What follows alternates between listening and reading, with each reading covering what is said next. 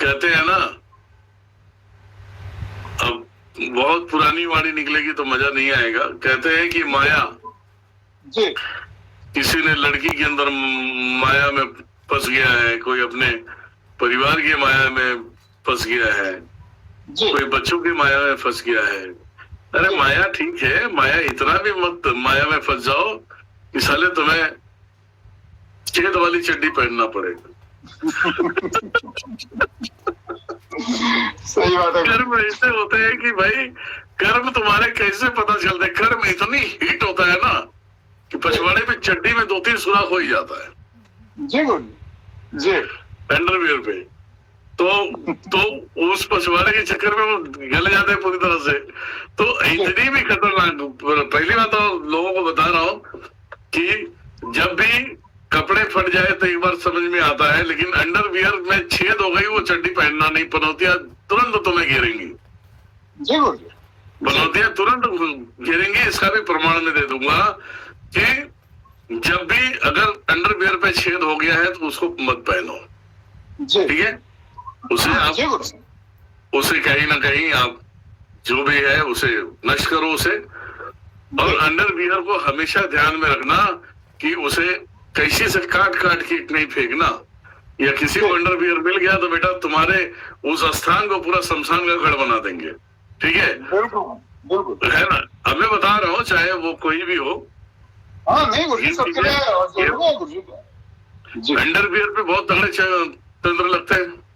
हाँ बिल्कुल गुरुजी, ये तंत्र ऐसे लगते हैं कि अंडरवियर पे कुछ क्रियाएं होती है कि वो लेते हैं, उसके बाद उसपे बहुत कुछ लगाते हैं उसके ऊपर, ठीक है। इत्र लगाएंगे, बहुत सारी चीजें लगाएंगे, एक मंत्र है, मंत्रों का उच्चारण होता है, उसे लेके जाएंगे शमशान में, उसे गाड़ते हैं जी जी, शमशान में गाड़ते हैं। अब लोग कहेंगे गाड़ने से क्या हो जाएगा जी, वो फलाने का भी नाम तो लिखेगा ना, डालेगा ना उधर। तो उस अंडरवियर से उसे शरीर के खुशबू को भाप लेता है जी, ठीक है। वो भाप लेता है तो उस खुशबू की तलाश में वो नाम तो लिख दिया है, लेकिन वो चीजें वहीं पहुंचेगा जिसका अंडरवियर होगा जी गुरुजी। तो आपने देखा होगा कभी उनको दाद हो जाता है, खुजली करते करते पता नहीं पूरा हिमालय पर्वत बना देते, खुजली करते करते हिमालय पर्वत बना देते, पूरा मतलब खुजा के ऐसा लगता है यहाँ वहां। तो ये सब तंत्रों का प्रभाव है मेरे भाई, हर एक चीज समझाना पड़ेगा लोगों को जी जी गुरुजी, है ना, तंत्रों का भाव है। अब बताओ खुजली कितने इनको हुआ होगा जरा बताना मुझे। और वहीं से सब कुछ खराब करता, फिर शरीर में फोड़े आना चालू हो जाता है, थोड़े थोड़े रोग आने चालू हो जाते हैं, मतलब कीड़े वाली चीजें जो है वही लगती है, बाकी दूसरा कुछ नहीं जी गुरुजी। कई बार गुरुजी लोग तो नॉर्मल में ले लेते हैं ना, नॉर्मली ले लेते हैं, एज मेडिकली ट्रीटमेंट साथ में कर लेते हैं, कई बार मेडिकली ट्रीटमेंट से भी सही नहीं होते गुरुजी, ऐसा भी होता है, बहुत लंबे समय तक चलता है।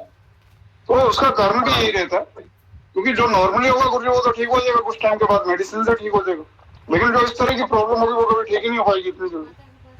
तो ठीक बात है, सभी लोग कमेंट करके बताइए। आप गुरुजी आपसे पूछ रहे हैं ना, ये सबको मालूम है, सबको खुजली हो चुकी है, नवदुर्गा शक्तिपीठ में जुड़ने के बाद खुजली मिट्टी है जी गुरुजी।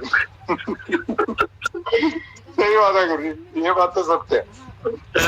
सबको आराम से गुरुजी जिंदगी बिता रहे हैं सब शांति के साथ।